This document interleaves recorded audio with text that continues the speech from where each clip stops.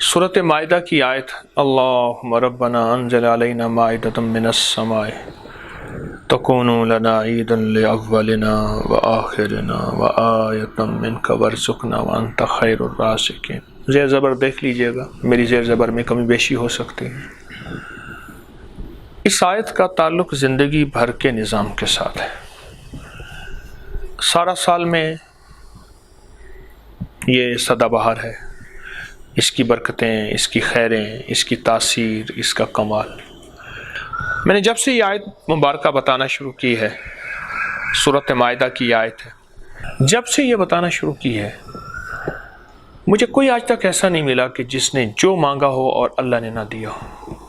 صحت، عافیت، برکت، رزق، برکتیں، خیریں، خوشیاں، خوشحالیاں، کامیابیاں، عنایتیں، عافیتیں، عطائیں، جو کچھ بھی جس نے مانگا ہے اس نے دیا ہے اور خوب دیا ہے اور بڑھ چڑھ کے دیا ہے۔ اللہ کے خزانوں سے اسے ملا ہے، رب کے خزانوں سے اس نے پایا ہے، اور عنایات کی بارشیں ہوئی ہیں۔ وہ صحت مانگی، وہ رزق مانگا، وہ روحانیت مانگی، وہ تہجد مانگی، وہ اللہ کا نور اور دل کا سرور اور دعاؤں کی کیفیات، سجدوں کا سرور، سکون، زندگی کا جو راز مانگا وہ ملا۔ کسی کو جلدی، کسی کو دیر، اور دیر جو ہوتی ہے وہ بھی ہماری کسی طلب کی کمی کی وجہ سے کچھ دیر ہے، ورنہ عنایات ہی عنایات، برکتیں ہی برکتیں۔ گاڑی میں بیٹھے ہیں، دفتر میں بیٹھے ہیں، خواتین باورچی خانے کچن میں ہیں، کام کر رہی ہیں، 11 دفعہ پڑھ کے اللہ کی بارگاہ میں بھیجتے رہے۔ بیٹا نہیں، اللہ بیٹے دے دے۔ بیٹے ہیں تو اللہ ان کو صالحیت، صلاحیت، نیکی عطا فرما۔ ماں باپ کی آنکھوں کی ٹھنڈک بنا، دلوں کا سرور اور سکون بنا۔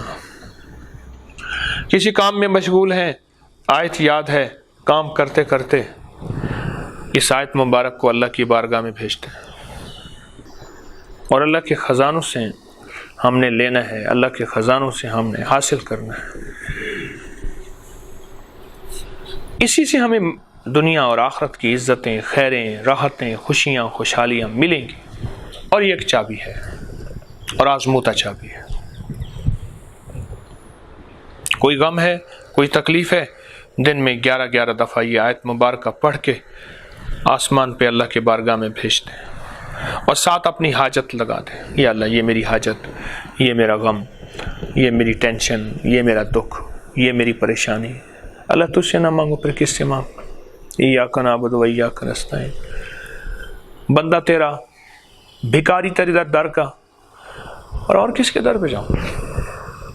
تو اپنی زندگی میں جہاں ہم نے برکت والے اور اعمال جمع کیے ہوئے ہیں، برکت والی اور نعمتیں جمع کی ہوئی ہیں، وہاں اپنی زندگی میں ان چیزوں کو شامل کریں، ان اعمال کو شامل کریں، ان اذکار کو، ان تسبیحات کو، اور خاص طور پہ سورۃ مائدہ کی اس آیت کو آپ شامل کریں۔